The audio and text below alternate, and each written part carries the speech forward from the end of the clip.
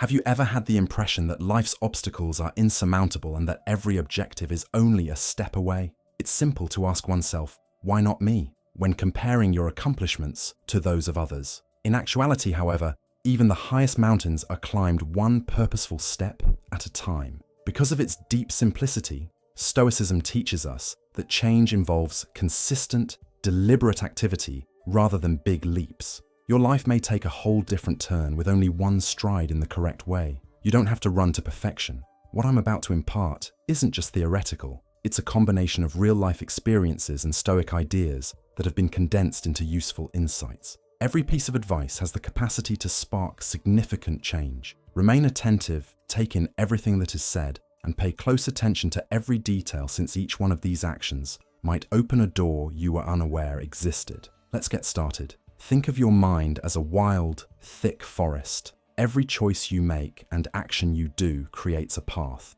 The path is rocky and challenging the first time you take action. But as time passes, those hazy paths become well-traveled roads and ultimately smooth highways that are comfortable to drive on. Habits are created in this way, a pattern of recurring acts intended to save energy by automating repetitive tasks. However, personal development is often impeded by this mechanization. No man is free who is not master of himself, Epictetus famously said. You must first recognize the difference between habits and actions if you want to get in control of yourself. Repeated actions that are nearly unconsciously prompted by environmental signals become habits. You may see, for example, that when you're under stress, your hand instinctively grabs for your phone, or that the sound of a notification compels you to surf through social media without thinking twice. By establishing shortcuts that need minimal effort or conscious thinking, these habits are your brain's method of saving energy. In Meditations, Marcus Aurelius said that the soul becomes dyed with the color of its thoughts. In a similar vein, your habitual actions mold not only your day-to-day existence, but also your core identity. The problem is that a lot of behaviors put immediate comfort ahead of long-term development. Conversely, actions need deliberate effort and purpose. These are conscious decisions that enable you to rewire your brain, changing those beaten routes into new ones that fit your objectives. The first step in the path is taking charge of your behavior, starting with little deliberate acts that eventually develop into habits that are consistent with the person you want to be. Deliberate actions that create new neural connections in your mind include meditating instead of grumbling, avoiding social media to read a book, or getting up early to exercise. Let's say you wish to make reading a daily habit, but spend most of your nights watching TV. You risk going back to your previous pattern after just a few tries if you don't know the difference between habits and actions. When you realize that your surroundings often set off old behaviors, such as a comfortable sofa, a TV that is always on, or the tendency to go for your phone, you may replace these signals with deliberate adjustments, such as having a book close at hand or reorganizing your living area to break the cycle. You may empower yourself to perceive that significant change starts with tiny intentional efforts by realizing that habits are the product of repeated behaviors. This is in complete accord with the Stoic idea of concentrating on what you can control, which is your present course of action, and letting time and consistency take care of the rest. The Stoics advise us to begin with a single, doable change, like going a day without complaining, rather than trying an all-encompassing change at once. This adjustment eventually becomes a part of who you are when you practice it often. Think for a moment. What do I do every day without even realizing it? Are these behaviors advancing or impeding my progress? Stoicism serves as a reminder that change is a gradual process based on deliberate actions rather than an abrupt revolution. Changing deeply rooted behaviors requires a series of modest, intentional cuts that eventually result in significant change. It's not like taking down a huge tree in one go. Finding the triggers, those signs that cause your regular actions to start, is the first stage in observation. Whether it's a phone notification that triggers endless scrolling or the glimmer of the refrigerator light that triggers a late-night snack, every habit starts with a spark. You may deliberately block the doors that lead to previous habits once you're aware of these triggers. The process of taking back control of your life begins with this apparently little yet significant reveiller. Next, reorganize your surroundings to encourage fresh, deliberate behavior. Your environment has a big impact on your behaviors. Put a book on your bedside table in a prominent location if you wish to read at night rather than browsing through your phone. Put fresh fruits on your kitchen counter instead of snacks if you want to eat healthy. These little adjustments not only promote novel behaviors, but also lessen the urge to revert to old habits. Avoiding overload requires starting small. Don't set a daunting goal like jogging 10 kilometers on your first try if your objective is to exercise often. Instead, start with a quick stretch or simply 5 minutes of stationary jogging. These little steps are the seeds of long-lasting change, so never undervalue them. Every little step increases the momentum, reaffirming the notion that gradual change results from deliberate, continuous activity. Patience is necessary for transformation. Habit change is more like growing muscle than a fast remedy. It takes time for new behaviors to take root and replace old neural pathways in your mind. Just as it takes time to build your body, you may revert to your old behaviors on certain days, but don't allow these setbacks deter you. Progress is sometimes a sequence of advances and retreats rather than a straight line. Every failure is a chance to improve and gain knowledge. Self-control, according to Stoicism, is about accepting the lifetime process of human development rather than focusing on short-term gains. You start to perceive every action, no matter how tiny, as having deep significance when you realize that the little adjustments you make today affect the realities of tomorrow. A close friend of mine, who, like many of us, held on to certain behaviors comes to mind. Whenever he felt lethargic in the afternoon, coffee was his go-to remedy. He would go for that cup of coffee every day at 3 p.m. to get a jolt. He did, however, make a little, deliberate alteration one day. He went for a 5-minute brisk stroll outdoors in place of his customary cup of coffee. It was difficult at first. The midday heat made walking unpleasant, and the coffee fragrance was nearly too strong to ignore. But he persisted, and the pain lessened day by day. That little stroll took the place of his coffee habit within a month. He was naturally more awake after the walk, and the little but steady shift also made him feel more powerful. As his confidence increased, he started to approach additional behaviors in the same manner. In order to awaken a better version of yourself tomorrow, what little deliberate action can you do today? Start changing your life today, one intentional step at a time, rather than waiting for a big event. Establishing specific, relevant objectives is the next crucial stage. After realizing the distinction between habits and actions, you may be unsure of where to start and how to give each activity purpose. Setting the correct objectives is the solution. However, not every objective is worthwhile. A really meaningful objective must be in line with your innermost beliefs and true self, not merely with what society or other people think you should do. Consider climbing a mountain. Would you feel empty if you were just doing it because someone else told you to? Or would you want to conquer it because it's something you really want? You may reach the top, but still feel unfulfilled if your objectives aren't based on who you really are. Knowing your why, the things that are really important to you, is essential to making sure your path has purpose. In society, having a fancy house, a pricey automobile, or receiving a lot of praise are often used to define success. Will you really be happy, however, if you spend your life pursuing objectives that don't align with your true desires? Think about someone who puts in a lot of effort to advance in their career because they think their value will be determined by their job title and pay. But when they get to the top, they never experience the happiness they had hoped for. They discover that what they really wanted was more time with family, a simpler life, and tranquility, or follow personal interests, only to discover later that our intended course of action was not in line with who we really were. First, tell yourself what you would be, and then do what you have to do.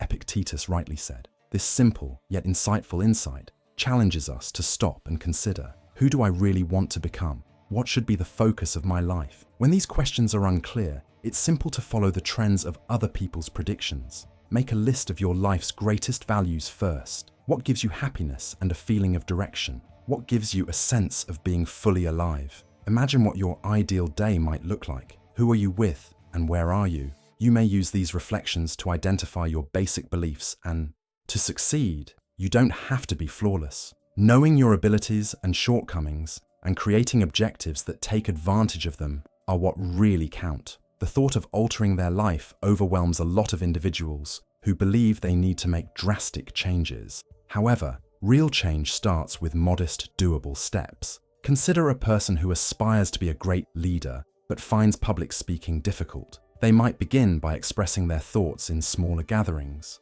or honing their ability to communicate well with friends before taking on big speeches. These little actions boost self-esteem without putting undue strain on oneself. On the other hand, concentrate on developing your writing skills if they come easily to you. Put your focus into writing engaging material rather than pushing yourself to be a great public speaker. You may reach your full potential when your objectives and your talents are in line. Do everything you do in life as if it were your last, as Marcus Aurelius once stated. This phrase encourages us to treat each activity with care and attention, understanding its significance in the greater scheme of our life, rather than to live in a state of hurry. Avoid overcommitting to rigorous exercise regimens or drastic diets if your aim is improved health. After supper, begin with a short 10-minute stroll, enjoying the peace with each step. It's not necessary to have an emotional heart-to-heart immediately away if you want to repair a distance relationship. Reopening the door could be as easy as sending a text message that asks, "How have you been?"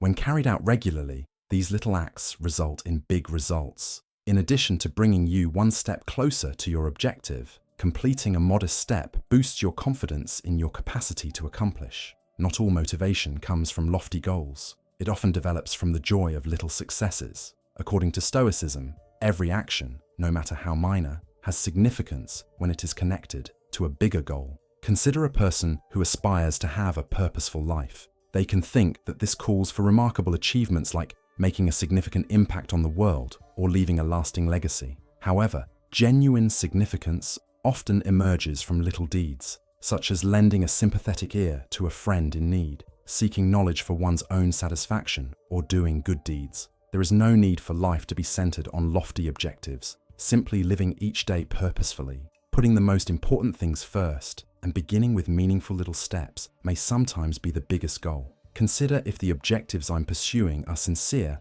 or just an attempt to appease other people. Which values matter most to me, and do I live my life according to them? Above all, what little step can I take today to get closer to the life I want? Establishing objectives is a continuous process of learning and adaptation. It takes guts to face your limits, honesty about who you are, and perseverance to keep going. You are the only one who can decide which route to choose, yet Stoicism offers a roadmap. Have faith that every little step you take will get you closer to a more fulfilling existence when your objectives are driven by your heart. Converting large objectives into little victories is the next stage. Having a clear aim is like having a beacon pointing the way forward. Determining how to get closer to it is the next stage. Big ambitions might seem daunting. Let's face it. Why not divide things up into smaller, more achievable tasks that you can do each day rather than attempting to do everything at once? Similar to constructing a wall, this gives the process a sense of control by concentrating on carefully setting each brick rather than erecting the complete structure in a single day. Consider this. Everything seems more doable if you take even a single, modest step toward your objective today. Significant changes take time to manifest. Although it seems apparent, many of us overlook this. We frequently have high expectations, but are unsure of where to begin. It is crucial to divide things into smaller, more manageable tasks. Because of this, every little step you take, whether it's making a single phone call, writing a paragraph, or just beginning with 5 minutes of concentrated work, moves you one step closer to your objective. To make that first move. When results don't appear right away, it's normal to get disheartened and quit up. Let's say you've made the decision to make a change in your life and that you want to work out to be in better shape. That sounds fantastic, doesn't it? However, further investigation reveals that the objective is too nebulous. Where do you begin? Should you run, do yoga, or go to the gym? And can you follow through on it even if you decide on one? These inquiries have the potential to suddenly paralyze you with pressure. You must divide that overarching objective into smaller, easier to manage tasks. Start with something easier and more targeted. Do 10 squats every morning, instead of pushing yourself to run 5 kilometers every day. This is attainable and obvious. When you finish it, you feel like you've accomplished something, which encourages you to keep going. The trick is to break down enormous objectives into smaller stages so that you can show genuine progress and make them less scary day by day. Change, even if it happens slowly, comes from modest, persistent activities rather than big, showy gestures. I'll give you a real-world example. Assume that you want to write a book. The objective seems overwhelming. How are you going to finish hundreds of pages? However, you may have a draft in 4 months if you concentrate on writing just 300 words every day, which is less than 1 page. A little amount of work every day builds up to something meaningful. Perfection is not necessary. In fact, it may be a barrier that prevents you from beginning. Instead, give your whole concentration to one task at a time. Every little step you take is a brick that helps you create your path. And when you concentrate on these little things, a miracle occurs. You not only get closer to your objective, but also discover how to enjoy and value the road. Many people believe that being lazy is the cause of procrastination. In actuality, it often results from feeling overpowered by the size of the work at hand. A major aim might make you feel as if you're being carried away by a powerful current and don't know where to cling on. Modify your strategy. Start with the smallest step, such as getting out of your chair and taking a 5-minute stroll, rather than worrying about the ideal plan or result. Walking and standing up may not seem like much, but it's the first step. You'll feel lighter, more self-assured, and prepared for the next step once you've taken that one. This is how little things add up to a continuous flow that takes you where you want to go. Every little victory propels your ship's sails forward, like a soft breeze. Luck is what happens when opportunity meets preparation, Seneca once remarked. Consider the significance of this. The little actions you do now set the stage for bigger chances later. Don't undervalue them. Don't assume they are too unimportant to be important. Every major accomplishment is nourished by these little adjustments, which serve as its basis. Additionally, breaking objectives down into smaller stages reduces the fear of failure. Assume you have 3 months to shed 10 kilograms. It's simple to get discouraged and give up if the scale doesn't change within the first 2 weeks. However, you will make consistent progress if you concentrate on decreasing merely 0.5 kilograms every week. Additionally, missing a week's goal does not indicate failure. Rather, it gives you an opportunity to adapt and try again. Setbacks at one stage don't ruin the whole trip when objectives are broken down. Rather, they turn into chances to grow and learn.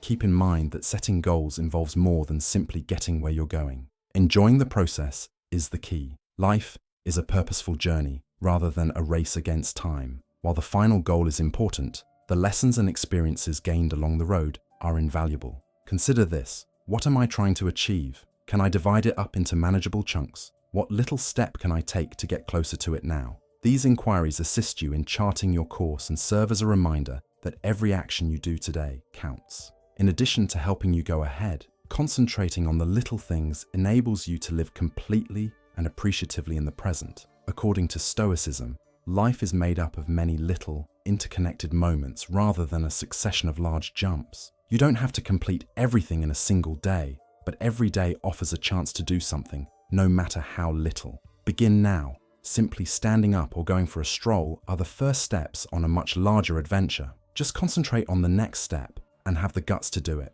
You don't need to see the whole road at this moment. The tiniest acts usually lead to the biggest improvements. Are you prepared to give it a try? If the response is in the affirmative, consider like this video as a pledge to change. Your trip will become even more evident and significant when you're ready to attend the following course. Use easy triggers to keep yourself motivated. Let's say you wish to start running in the mornings. You choose to start by setting your running shoes just next to your bed. The first indication that it's time to move is the sight of those shoes when you wake up each morning. When you pick up the shoes, your body and mind gradually transition into a ready condition, much like when you flick a switch. It begins to link the shoes to the idea that this is running time. Triggers are tools that assist you control your thoughts in day-to-day situations. They are not magic. This idea may be applied to any habit. Before going to bed, would you rather read a book than browse through your phone? A book should be placed on your pillow. By taking this easy step, you may gently encourage yourself to read by making sure the book is the first thing you see when you're ready to go to sleep.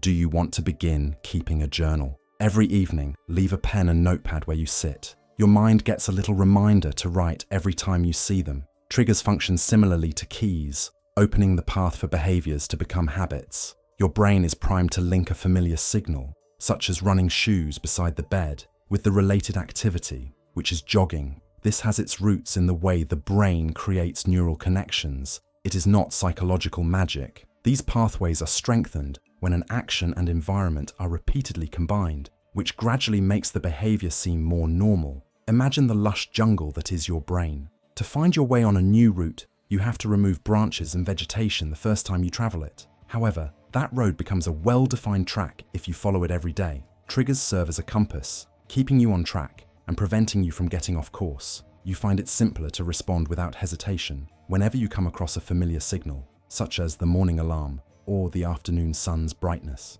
According to scientific research, triggers help the prefrontal cortex of the brain, which is responsible for self-control and decision-making. Strong connections between triggers and actions transfer the work to the brain's autonomic processes, minimizing the need for conscious effort. This explains why habits need minimal mental effort and eventually become second nature. You automatically follow the signal rather than struggling to determine, should I do this now? The link between trigger and action strengthens your will to keep going and helps you overcome procrastination. For instance, my acquaintance found it difficult to keep up a yoga practice at home. She felt lethargic and uninterested just thinking about unfolding her mat. I proposed a simple trigger: compile her favorite yoga music as a playlist. She wanted to unfold her mat and start as soon as the first song started. Her trigger was music, which connected yoga to a state of preparation and serenity. She no longer needed the music to practice after a few weeks since the habit had become so strong. Have you ever been driven to do something yet not succeeded? Why? Because things that don't provide instant reward are inherently difficult for your brain to handle. Because of this, social media surfing seems more convenient than doing out. However, intimidating acts lose their impact when triggers are present. For example, keeping a notepad and pen on your desk might act as a subtle but effective reminder to write every day. The habit will develop naturally with time. Seneca famously said, "Every new beginning comes from some other beginning's end." This serves as a reminder that changing the familiar is the foundation of all new habits. The procedure isn't always easy, however. You will sometimes forget or skip, and that's okay too. Resuming the activity and getting back on track are what count. Don't worry about missing Monday's morning run. Instead, get on your running shoes and go on Tuesday. Being persistent means continually beginning again, not never failing. No great thing is created suddenly any more than a bunch of grapes or a fig, Epictetus stated in Discourses. I respond that there must be time if you say that you want a fig. Just like a fig tree doesn't grow fruit right away, great accomplishments don't happen quickly. Triggers are just the beginning. Regular repetition is the key to real change. Don't strive for perfection. Instead, concentrate on consistent work, and the little adjustments you make today will eventually grow into major achievements. Think back on your life. Do you have any changes in mind? Something you've wanted to accomplish for a long time but found difficult to start? What cues from your surroundings might encourage you to start? Could serve as catalysts to make that dream a reality? Become rid of your running shoes if you want to become healthier. When reading, keep your phone in a different room if you want to cut down on screen time. These little changes may not seem like much, but they will help you better yourself, little by little. Habits are like constant drops of water chiseling away at stone. They are not revolutions. Start with the most basic trigger you can think of right now. When you look back, you'll be astounded at how far those little regular steps have brought you. What's stopping you then? Seek for cues that you can strengthen to initiate action. Recall that change is just a sa. Fifth, make what you're doing interesting and engaging. Making each activity delightful is the last, and maybe most important, step after using triggers to start your path of transformation. Joy is the breeze that keeps you moving forward if triggers are the spark that ignites the process. Making your activities enjoyable not only makes it easier for you to repeat new behaviors, but it also helps you form a favorable connection with them. This is the secret to changing from something you feel forced to do to something that becomes a natural part of your life. Let's examine how to turn tedious chores into interesting experiences and how Stoicism provides an energizing viewpoint on this strategy. Although Stoics are often linked to self-control and patience, this does not imply that they are devoid of pleasure. Rather, Stoicism teaches us that joy may be a powerful ally in human development if it is appropriately channeled. Epictetus once said, "Demand not that things happen as you wish, but wish them to happen as they do, and you will go on well." Harmony with reality is emphasized in this quotation. The process itself becomes much simpler if we turn the tasks we have to do into something we look forward to. Picture yourself seated in front of a stack of work reports. Your first reaction may be to put things off and find something more fun to do. However, what if you combined that work with enjoying a cup of fine coffee or your favorite music? Completing those reports seems less taxing all of a sudden. Forcing oneself to repeat tedious routines is a certain way to fail at forming new habits, which only last when done regularly. So, how can you make it simpler to keep routines like cleaning the home, reading at night, or working out in the morning? The solution is to make them more enjoyable. For instance, exercising. If they just let themselves to watch an engrossing program or listen to their favorite podcast while jogging, the activity would become something they looked forward to, even if many individuals find it difficult to develop into a habit. This is about connecting the activity to emotions of anticipation and excitement, not just about rewarding oneself. Consider this now. Is there anything you're attempting to achieve but find uninteresting? How can you start now to make it more fun? Material incentives aren't always necessary to make your acts more enjoyable. The secret is to get your mind excited naturally. For example, a mother requested that her kid do her arithmetic assignment. She made the assignment a game, with each right response unlocking a jigsaw piece rather than imposing it. The youngster stopped seeing learning as a duty and instead started to enjoy it. Imagine turning tedious jobs into enjoyable challenges rather than letting procrastination consume you. Everything can be made more fun with a tiny adjustment, like timing how quickly you can do a chore and aiming to break your record the following time. All of a sudden, a dull chore becomes an intense, enthusiastic race against oneself. Although procrastination is a frequent opponent, it is not always necessary to use force to conquer it. Sometimes the goal is to make the activity so fun that you are eager to get started. Willpower on its own isn't the solution. Stoicism encourages us to use reason, not force, to lead ourselves. Although time wasted to procrastination cannot be regained, procrastination may be rendered helpless by changing your viewpoint and bringing delight to your activities. Think about the well-known situation when your email inbox is overflowing. Set a timer and see how many emails you can handle in 15 minutes, as if you were in a speed competition to avoid being overwhelmed. You may be shocked to discover that your concentration improves and that this routine chore becomes an enjoyable efficiency test. One of my friends made it her mission to walk 10,000 steps every day. It seemed like a big commitment at first. He paired this objective with discovering different coffee shops across the city, rather than just strolling aimlessly. He chose a new cafe every day, walked there, had a cup of coffee, and then went back. In addition to accomplishing his objective, he fell in love with the trip. Using the innate power of pleasure and excitement to make activities delightful is not about deceiving yourself. Although Stoicism places a strong emphasis on self-control and discipline, it also recognizes that doing things with pleasure may provide superior results. So consider this. Which activities in your life are you ignoring because they seem too boring? How can you add some flavor to them and turn them into a fun aspect of your day? The happiness of your life depends upon the quality of your thoughts, as Marcus Aurelius once said. Why not turn routine tasks into opportunities for happiness and inspiration?